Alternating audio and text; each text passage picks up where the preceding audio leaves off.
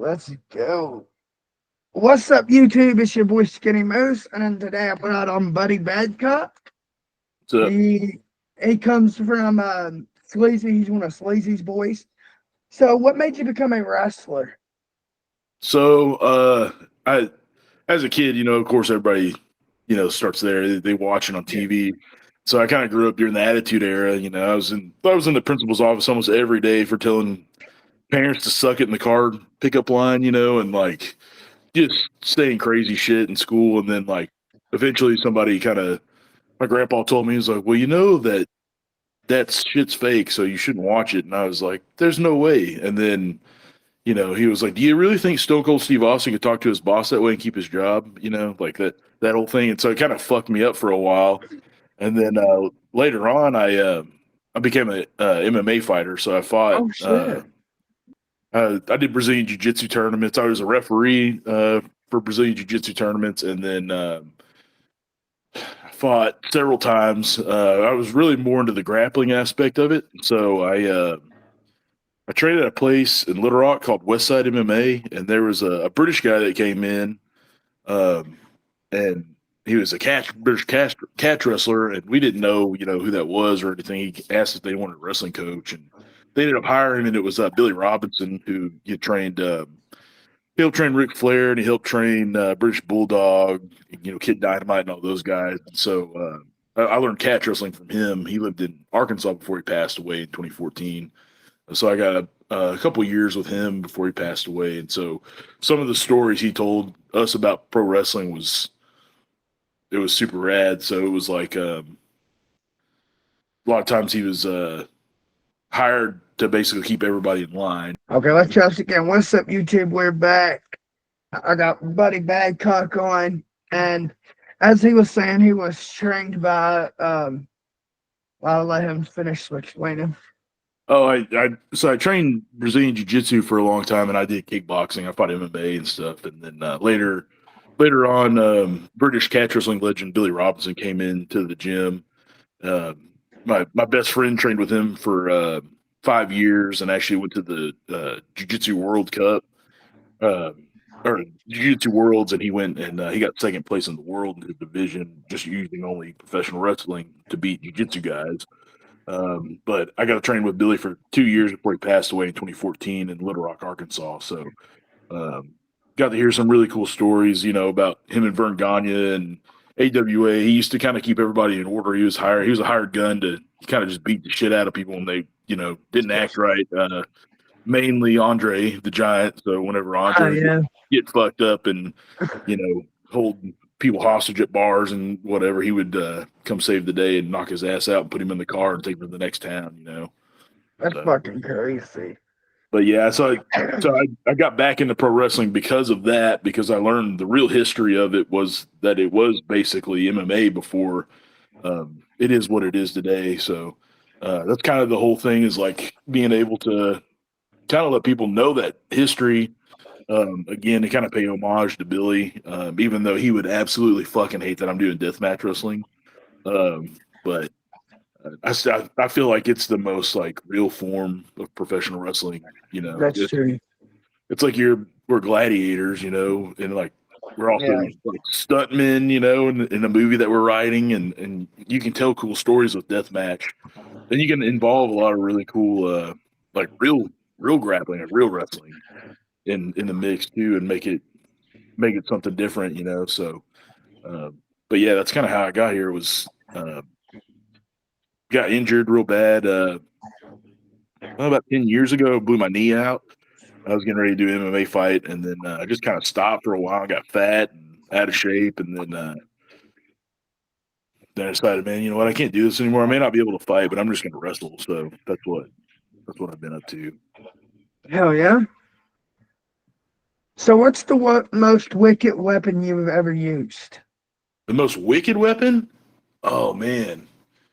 So I don't have the one I normally use, but I had the first one I made. I'll show it to you real quick. It's a mace. Use these like really big. Oh, them damn things are cool. Yeah, the one I normally use, it's actually in my car because I was in Amarillo last week, and I know you guys are familiar with TFC, Total Fucking Chaos. Yes. So I'm in a feud with those guys right now. So DB Cooper and Chuck Stein and Will Carroll and Baracho, all those dudes. You know, they tend to like fuck me every time I'm around them. Somehow I got to wrestle them. There's never like a one-on-one thing. When it has been, I've kicked their ass. So, but I'm not a fan of Will. I like Chuck Stein, but I just can't click with Will Carroll. yeah, You Chuck's cool as probably fuck, man. I got to you wrestle probably him. seen mine in his feud. He's like, when we interviewed Hardcore for the second time, he's like, "Oh, well, I heard what you said, and the feeling's mutual. Keep my name out of your mouth." I'm Yeah, like, "Well, you're the one who started the shit." And I know that he's going to watch this video and say something. Oh well. yeah, Chuck's cool as fuck, man. And Will, you know, what's crazy is so like and they had a Route 66 deathmatch invitational at Bomb City Bar Fights in Amarillo, and I was in the finals. It was me, Baracho, and Dmitry Alexandrov, and me and Baracho are squaring up, and I just hear this high pitched voice, and I was like, "Fuck, that's your voice, dude? What the fuck, man? Like, fuck you, Will." Definitely fuck Will Carroll. So, do you prefer no ring or ring death matches, and why? Man, I'm man, I come from back. I'm a metalhead. I was in hardcore like punk rock, all that stuff, and I liked the environment of like being able to be in the crowd, you know. So like just being able to roam around without a ring is fucking sick. You know, it's like I said, like hardcore shows, like you run and you jump off the stage and people catch you. You know, it's like being able to like make the crowd involved in what's going on and like let them see up close. Like we're beating the fuck out of each other. You can't Yeah, fake this shit, you know. So I it's think that with no rings, you get more freedom, though. yeah, for sure. But, That's but you get nothing to like bounce off of or no leverage or anything. So it's got its pros and its cons for me. yeah, yeah. I don't care where it's at, dude. I'll fucking try to fuck somebody up either way, you know. I understand that. So, will you speak on the homemade dough turd that you made for Sleazy? Oh yeah. So we did a no ring show. At this place. It's called Dedicated Art Studios. It's in Little Rock. It's a really sick spot. They have like punk bands play. They have DJs, and then of course, they have wrestling and all that. But I asked him if he was going to be cool with me making some dog shit, and he was like, "Listen, we can do that, but I can't take dog shit." And I was like, "Well, it's not real." And he was like, "It doesn't matter, man. I fucking have a thing with shit." And I was like, "Oh, I think everybody has a thing with shit, dude. But we'll fucking whatever." So I basically got some. It's like a Dollar Tree brownies with cocoa powder and Gorilla Glue, and that's Oh, how I made it. And I put dental floss in the middle of it, so it looked like tapeworms or some shit, you know. Yeah, yeah. So I won the match, but I ended up taking the dog shit. So oh, I fucking love that match. yeah, it's a good time. So, I'll edit it if you don't. But do you want to speak on your upcoming match with Killbilly Nathan Mowry? Yeah. So August 16th in Memphis for Memphis Street Fights. I was asked to do a match, no ring match with Nathan Mowry, which um, if nobody knows who that is, I mean, right now I think he's probably the most creative person in deathmatch. I think he's probably uh, as far as new guys go, I think he's the best storyteller Oh too. yeah, So, um, but yeah, so I got asked to do that by Mike Roach. I don't know if you're familiar with Mud Show, the sludge yeah. band. So he's putting that on.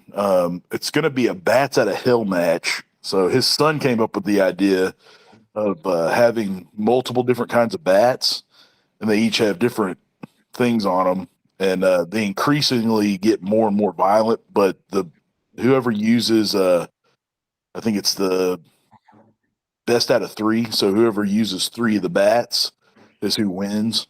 So there's no pinfall, there's no submission. It's only based upon like if you use those bats. There's going to be 3 of them. There's going to be 5, and they're each going to be really crazy. So Oh shit. I That's know that gonna be. one of them is going to be a bug zapper bat, Oh, that's and gonna then uh, fucking hurt. and then one of them is going to be a bat with syringes all over it. Oh, goddamn, that motherfucker sounds like they're gonna hurt. I Yeah, mean, like, I've seen Nathan Mowry do some pretty wicked shit. I've seen him use a chop top on I think it was Alex Stretch. So woo, yeah, he yeah, he had if you ain't seen it at the beginning of the year in ICW, he had a really what a lot of people would say is match of the year with Hoodfoot Mo Atlas. I mean, them yeah. two fucking Dude, bled. that match was sick. That promo is sick. Like Oh, he that's could cut. Nathan could cut some fucking promos. yeah, yeah. So, what promotions are you looking to wrestle for in 2025 or early 2026? So I'm gonna be. I applied. I don't know if you saw DJ from CZW posted that open invitation thing. Yeah. I sent that in. I'm gonna go get my blood work tomorrow, and I'm gonna try to figure out a way to fly up to Delaware and do that. And then Ooh. I want to go to Australia and do deathmatch down under. I'm working on getting my passport. That's one of my goals. Of course, I want to go to Japan. Oh All yeah. the same stuff everybody wants to do. But I'm gonna make the trip down to Carnage Cup also. So Oh. I'm just gonna Oh drive down there. shit. I'm just gonna drive down there and take my shirt off and beat my chest at them and see if they'll let me, get a Oh match. yeah. That was one of my questions. He already answered. Yep. Just go down there and talk to old Kevin. Yep. Yeah, yeah. I I'd love to figure see you on a fucking Carnage Cup. I got a buddy that's on there, so I feel like if I'm kind of around him, that might happen. So we'll see. Hell yeah. So, what's your favorite weapon? My favorite weapon. Well, I like to use 2. I have a butcher's knife that I use, and then I have my mace. But as far as like just average, like generic, like deathmatch weapons, I really like gusset plates.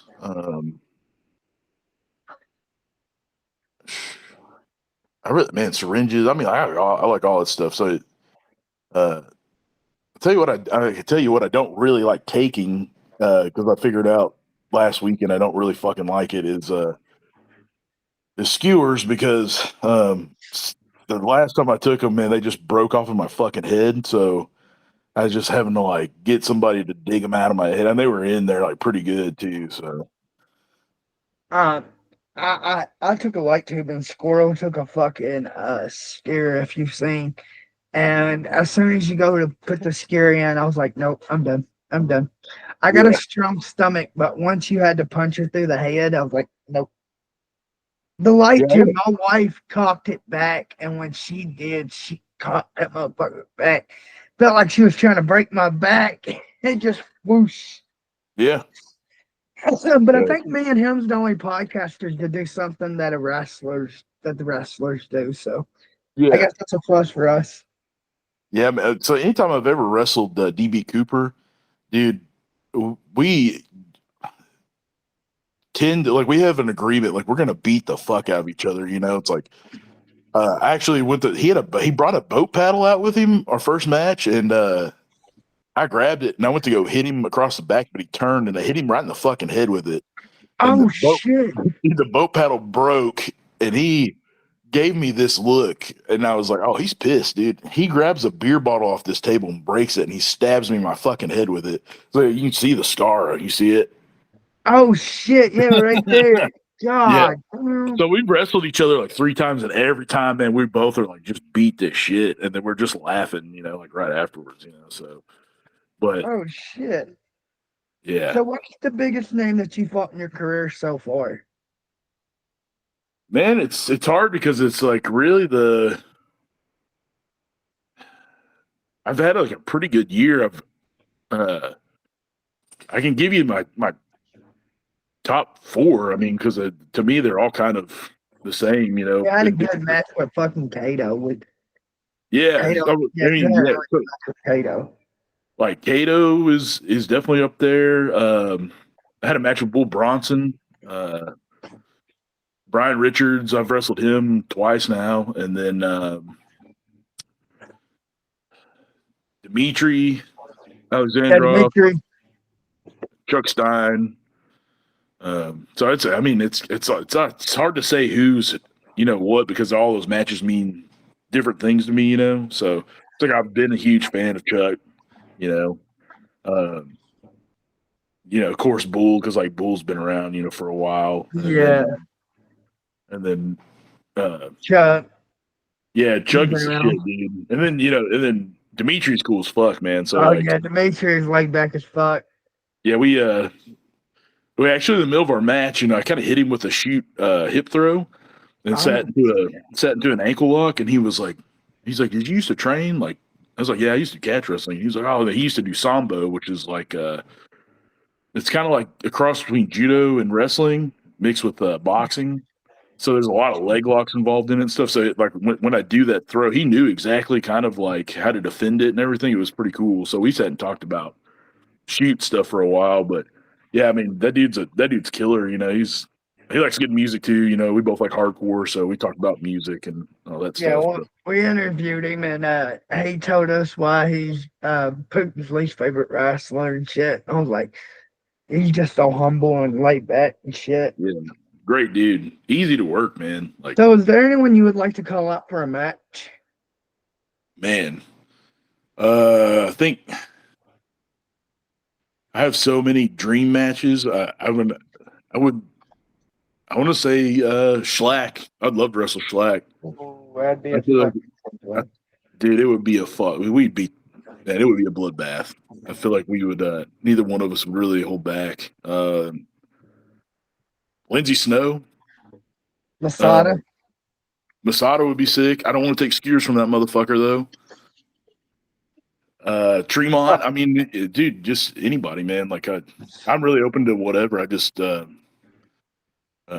this shit, and I love everybody that does it because it takes a lot of fucking heart, you know. So what's so crazy is like everybody's like in death matches, like we all have like shoot jobs, and all of our shoot jobs they seem to be like things people wouldn't expect us to be doing, you know. So Yeah. uh, everybody I've met in the scene's been super cool. The fans, the wrestlers, everybody's like super just down to earth, you know. Where did you get the idea for your signature weapon? Honestly, man, so there's like this style of black metal.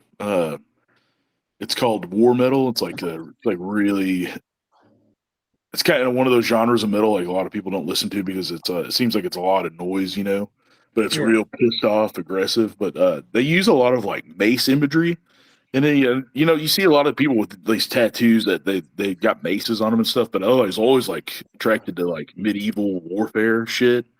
Um, and even the Japanese have something very similar to that, like a war mace. It's pretty cool. So Yeah.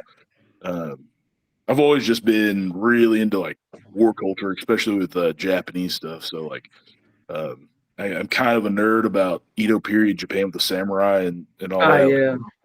Uh, I had tons of like samurai tattoos and shit. So that's kind of like people. My girlfriend asked me the other day, it's like, well, how do you want to die? You know, it's just kind of a fucked up question, right? But like I told her, it's like in fucking battle. Like I would like if I was wrestling and I died, I wouldn't be pissed about it, and I'd ask that nobody else be Go pissed about it. Valhalla. So Yes, there's sir. honorable war, like honorable death. That's sick, you know. Yeah, So don't get no better than that.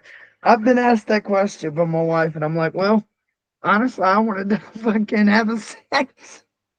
yeah, She's like, that'd be fucked up, you know. You be having sex and dying. I'm like, well, at least I'll be a happy man. I'm like, well, at least I died. yeah, dude. As long as you get the bust, you know. So if you get the bust, Die smoking a blunt and having sex. You cannot beat it. I can't smoke. If I smoke weed, I'd be so scared the whole time. Like I'm afraid of everything, even pussy, whenever I'm high. So I don't even smoke. I can't smoke weed.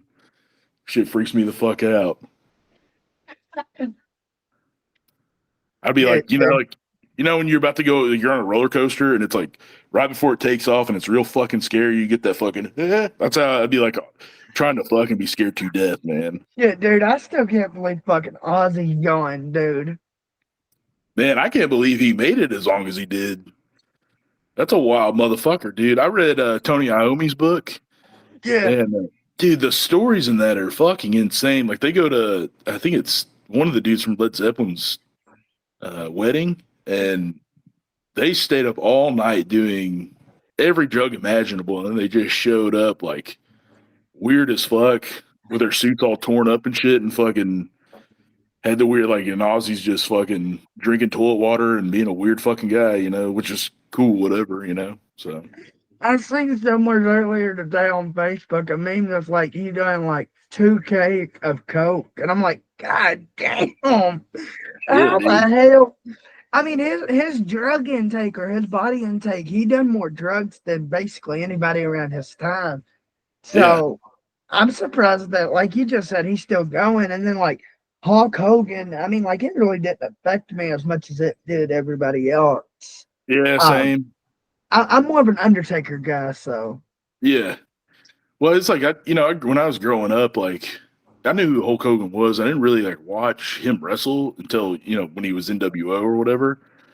And like I pretty much knew him from his movies, like Mr. Nanny and Suburban Commando, and what's the other one? I just watched it the other day. No Holds Barred. I, I I really remember Hulk Hogan from like TNA and stuff. Yeah, And like my uncle loved Hulk Hogan. I never really did get behind him. Like I know it was common for like most wrestlers back then to have like one finisher or whatever. And all he ever done to me was like the leg drop. So I just couldn't get behind Hulk Hogan. Like, yeah, he was picked up Andre the Giant and all that, but others have too. I mean, like he helped pave the way. I mean, I give him that, but he's not my all time favorite. That'd be yeah. I, Undertaker. mean, I saw you see a lot of negative stuff about him, and it's like none of that. People are people, man. They all got some fucked up stuff. I'm not even going to defend his character or anything like that, but I will say that like somebody did send me a match of him in Japan, and it's like it's way it's the wrestling he's doing in Japan's way fucking cooler than what he was doing in the US. It's like actually more technical shit. Yeah. So but yeah, I just never and like I said, like I remember watching WCW and they were fucking showing previews to him doing Three Ninjas fucking man, some fucking dumb sequel to Three Ninjas, which when I was growing up, that was my shit when I was a kid. So, but yeah, I just never really cared for him as a wrestler. Just I like, I never got behind him either much. I was born in '99, so I'm okay, more like The Undertaker, John Cena, not so much now. I like Randy Orton, and then like I was born towards the end of ECW, so I'm more of the yeah, ECW type of guy. My first after ECW, my first deathmatch promotion that I ever checked out was Carnage Cup. yeah, yeah, So when I go to everybody, all the fans know I'm a big IWA Deep South guy. So when I go to sit down and everybody's like, well, what's the video going to be about today? And I'm like, it's not just Deep South, but when I go to do the Carnage Cup and rank them, I know the fucking fans are going to go crazy. But yeah. what's your favorite match stipulation? My favorite match? Yeah, your favorite match stipulation. Oh, stipulation. Man, I don't know. It's so hard, man, because like I'm really just a fan of wrestling in general, so it's different stipulations. I don't know, man. Like I think the Money in the Bank thing's pretty cool. I think, but I don't really care for WWE now so much. I was born in '88, so like I said, so '90s was like my shit, and like casket matches are sick. Yeah. Have you seen the one with Cruel and Matthew Adam Priest Justice. wasn't it? No, Matthew Justice and Cruel. Oh yeah, that was a good one. That motherfucking match was crazy as Circle fuck. Six. Yeah, it was wild, man. I'm like you, man. Undertaker, dude. The Undertaker Kane story shit. Whenever I was a kid, blew my fucking mind. I was fucking absolutely terrified of both of them.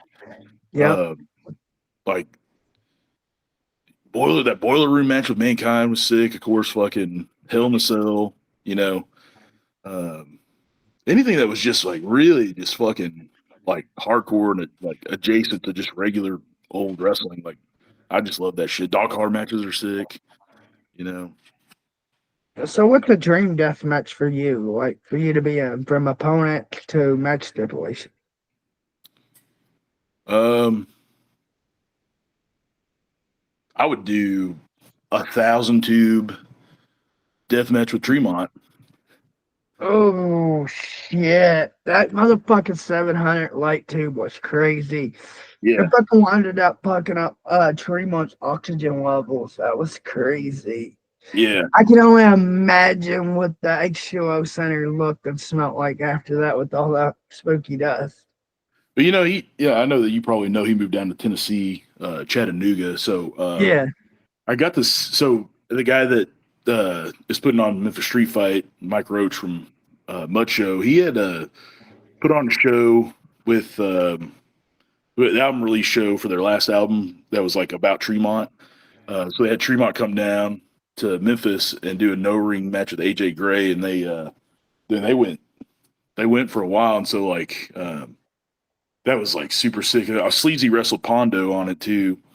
Um, but yeah, like that's the nicest motherfucker I've ever met, man. Tremont's the coolest dude.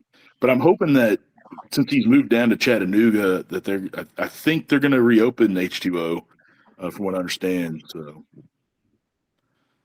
but it just be in the South, which is cool for me, so I don't have to go to Jersey, you know. I heard that a lot of wrestlers prefer to go like to the South to wrestle than Jersey because, Jersey's a lot of shit. Back in the day, it was better than it is now. Yeah, it seems like everybody's kind of going away or they're going to different places, you know. I noticed that you have a lot of tattoos. What's your most meaningful one? My most meaningful one, man. Um, hmm.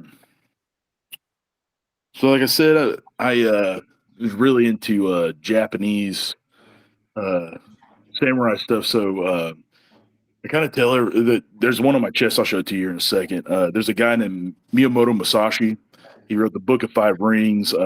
He was known to be the best samurai that ever lived, and he's basically like a hired gun. He never like really like was on anybody's team. He was just on whoever paid him, you know. But when he was 8 years old, he killed his first man in a duel, and then he ran away from home, and he was just like homeless, and he just was a kid, and he just like became the best swordsman ever, and he was just really known for his strategy. So, uh, the Book of Five Rings is about basically being good at your craft, like doing whatever it takes to be extremely skilled at that thing, whether it's swordsmanship, wrestling, being able to write books or whatever. It's just about having intent and purpose.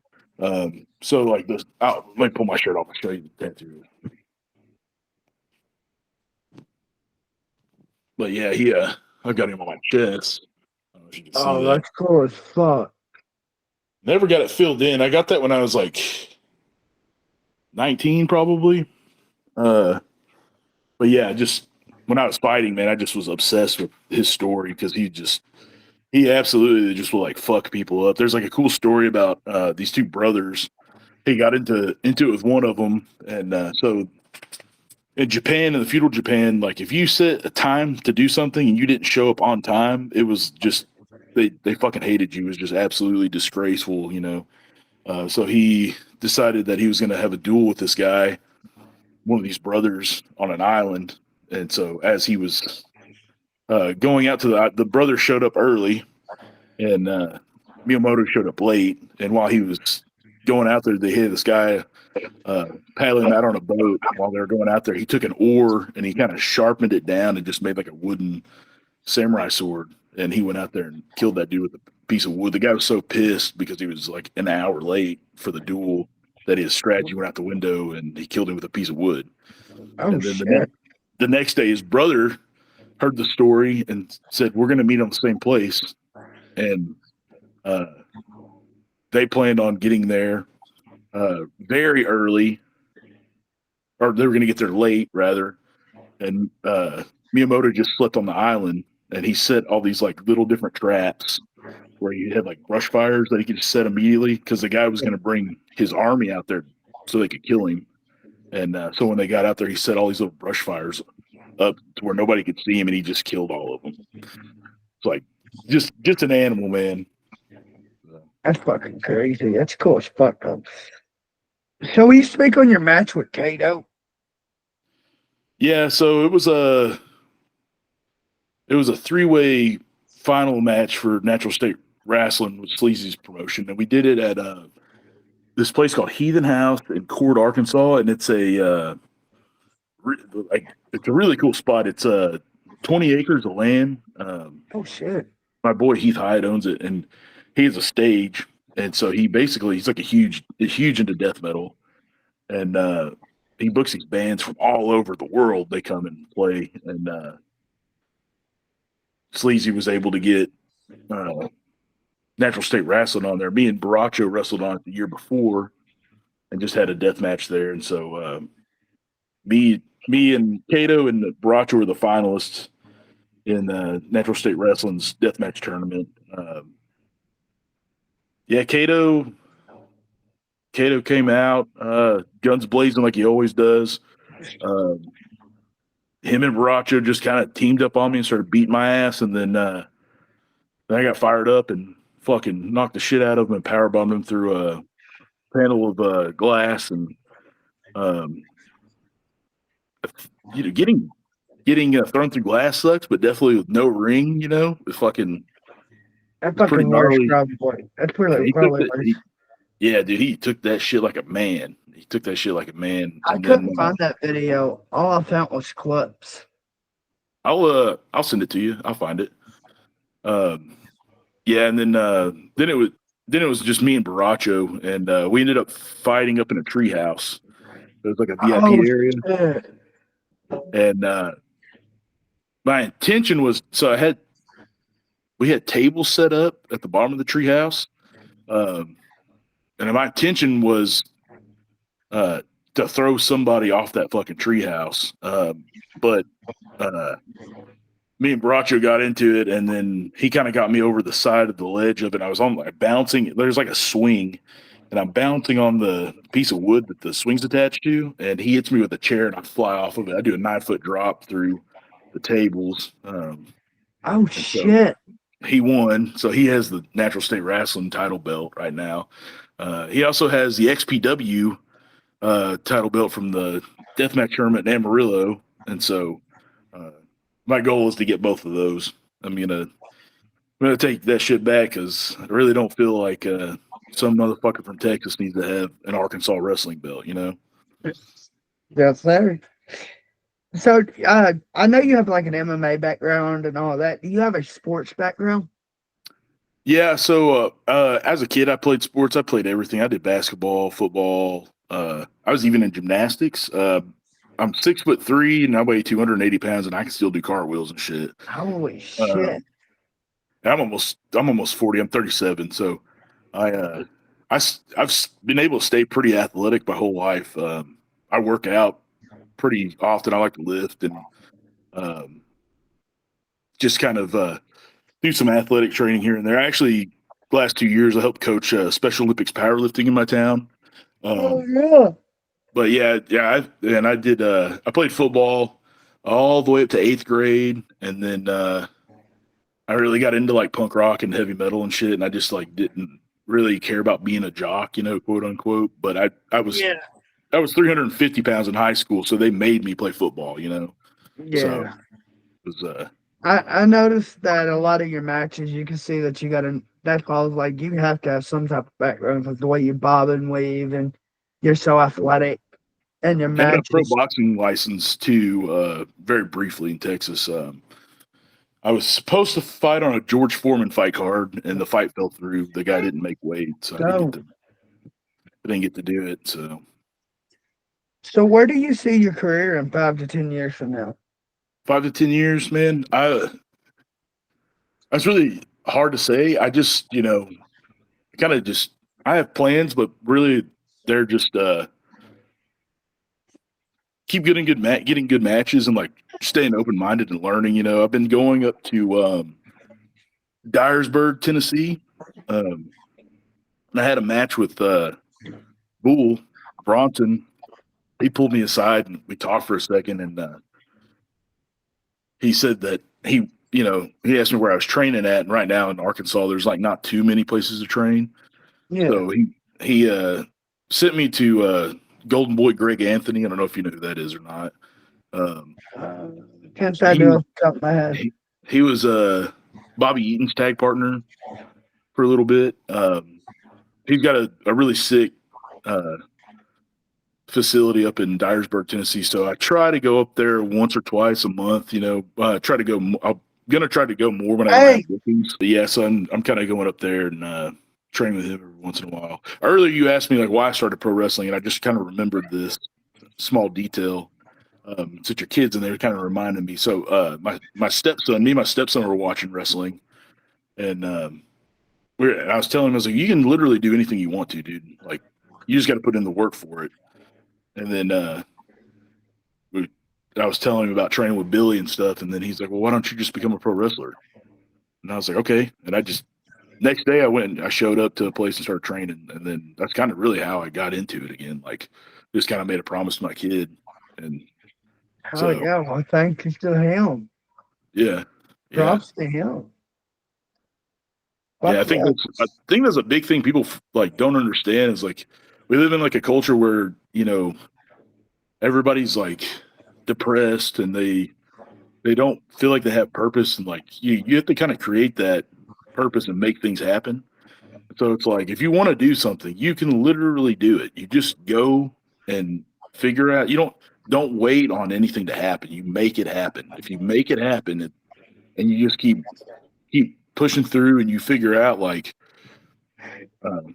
with wrestling too, it's you and I both know there's a lot of people who are just full of shit. They don't really have your best interest in mind. It's finding yourself around, like getting yourself around people who um, really give a shit about you and the sport enough to be like, well, let's build this. High tides raise all ships. So,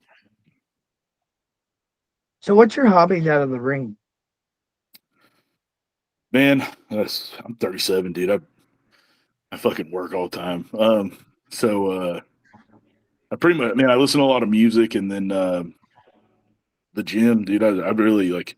I know people go to the gym to be healthy and stuff, and like to me, it's a little bit more than that. So it's like I really nerd out about weightlifting and fitness, and then really outside of wrestling, nothing really, man. I'm always watching wrestling. So That's me. I'm always watching wrestling. That's my main thing I watch. what's your favorite match of all time? um, I gotta say, if we're going regular, like technical wrestling, WWE or whatever, I definitely gotta say Undertaker and Mankind. Yeah, But if we're going deathmatch, mm, death matches I have a lot. One that really sticks out to me is Brent Woods and Little Sicko. yeah, Carnage Cup 13, the finals. yeah. That's a sick match, dude. I got to go Brian White and Chewy Martinez on the Spider Gauntlet. That's probably one Okay, of the most wicked ones I've seen. I don't think I've seen that one. It was day 2 of Carnage Cup 13. Okay. And when Brian screams out, it was not gimmicked. It was not fake. It was all shoot. It had hot sauce, ghost pepper hot sauce, alcohol, lemon juice, all kinds of shit in it. Woo! And Yeah. he was already cut open. And when he broke, he broke. Um, I gotta say Pondo and JC Bailey in the scaffold match. That's sick too. Yeah, that's a good one. But one of my all-time favorite matches, and like I say, it's probably my top three, is Onita and fucking Terry Funk in the Exploding Barbed Wire match. Yeah, yeah, that one's cool. Because Terry Funk was Onita's mentor, so after the match was over, he runs back in and throws his body over ring to protect Terry Funk. And that's my Japanese buddy. I'm like, what the hell's the meaning behind that? And he's like, oh, well, over here, if Terry Funk would have got hurt, he would have got Onita would have got hurt because that's his mentor. That's who made him Yeah, who he is. So I was like, that's fucking cool. It's it that's, goes that's it goes back to the samurai thing. It's like, yeah, yeah. but a lot of the And, Porky stuff is like based in like the belief in like honor. Is the thing that they greatly respect. And wrestling is all about that. that's the thing about wrestling. Like, I believe that Japanese guys still believe in their samurai tradition and shit. They just incorporate it into wrestling, Yeah. and you So know, Billy, before he moved to Arkansas, so his son's a doctor, and his son, I think he's a military doctor or something, but he was stationed in Japan, and so he was over there teaching a lot of the Japanese guys. So a lot of the Japanese wrestling you see is actually catch wrestling from Britain. So the influence of Carl Gotch trained at the Snake Pit. He's the godfather. We all know he's the godfather of professional wrestling, but he was over there already teaching the Japanese, and then Billy was over there too. So, did you ever watch Pride Fighting Championships, the MMA promotion, the Japanese one?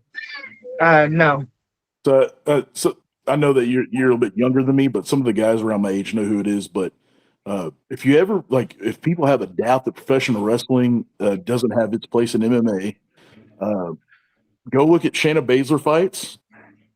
Before she was in WWE, Billy trained her, helped train her. Catch was Josh Barnett was her head coach. Josh Barnett was trained by Billy Robinson. Billy Robinson trained a guy named Sakuraba, who was a professional wrestler. He became known as the Gracie Killer. So the Gracies were the first family of Brazilian Jiu-Jitsu, and this was a time period where nobody could beat him. And Sakuraba was the first one to beat him, and he beat him with professional wrestling. So that's fucking crazy. Hell yeah. So you gotta watch Sakuraba versus Henzo Gracie. So this you know what a double wrist lock is?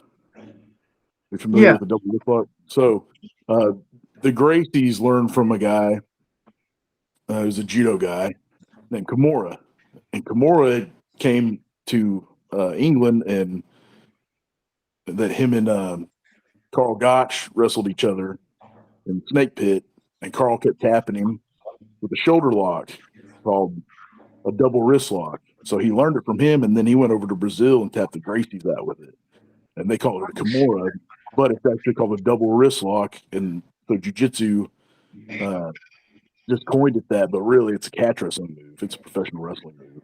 So, oh shit. Yeah, people like to judge wrestling, be like it's fake and this and that. You know the story. And I'm like, explain to me why their fucking bodies are destroyed by the time they're yeah, 40s or they're 50s. I'm like, the moves ain't fake. If I was to sit here and choke slam your ass and you're on the ground, is that gonna hurt? Or is it yeah. gonna be fake? That Well, pain ain't fake. you got to think too, like where the storylines and all that came from was from catch wrestling. So you had people who were super poor, they bet on anything, and then Yeah. you know, fights were wrestling in Europe was way different. They would wrestle each other with these shoes. I forgot they're for basically dig into the ground. They had these big long nails on like spikes. So they used to wrestle like that, and they would kick each other with these rusty ass spikes, and they would die like from like real. That's a real death match. Like these motherfuckers would die from that from infection. Back in the day. But so what happened is like later on when it was a little bit more there's more formal rules and stuff. Um, like Abraham Lincoln was a catch wrestler; he was a pro wrestler. Yeah. Um, but what they did was they would fix fights, so they would pull punches and they wouldn't put holds on as much because the mafia got involved, and the mafia, they're trying to figure out how to make everybody money. It's like, so if you pull your punches and then we fix this fight, we're both going to make money. Well, you guys are going to fight each other next week. I want you to go to the tabloids. I want you to go to the newspapers and talk shit. That's promos. So Yeah. then now you're building a storyline, and so now the crowd's bigger than it was last week because they've been running their mouth to the newspaper about how they're going to beat this guy's ass, or they might show up at the same bar and they have to have everybody split them up. And so I'll see you Saturday or whatever. And then now it's turned into what it is now. Like all that stuff came from real fighting, you know. So